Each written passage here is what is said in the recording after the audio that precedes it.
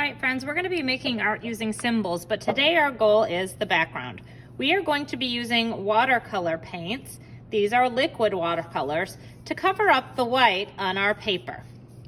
I'm going to keep this brush with this color paint, and I'll rotate paints for you. So now I'm going to use this blue color.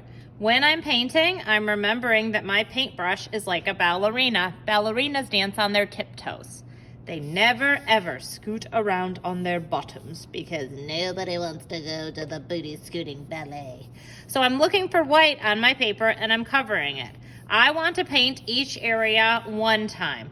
I don't want to be painting areas more than once. If I do that, my paper will start to rip.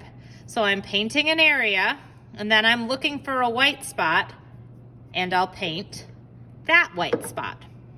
I'm going to trade colors and finish.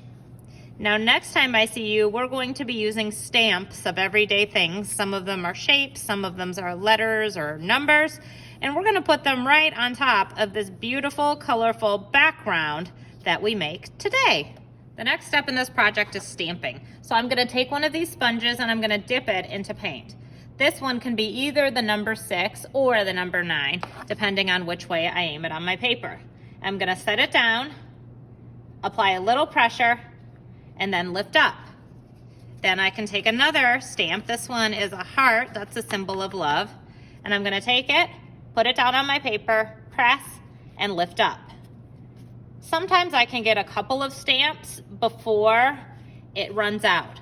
When I'm doing this, I never put it down and drag it. If I put it down and drag it, I run out. Oh, actually, I'll just show you. Put it down and drag it, it's not a heart anymore, right? I run out of paint and it just makes it look muddy and messy on my paper instead of like a nice heart like it did there.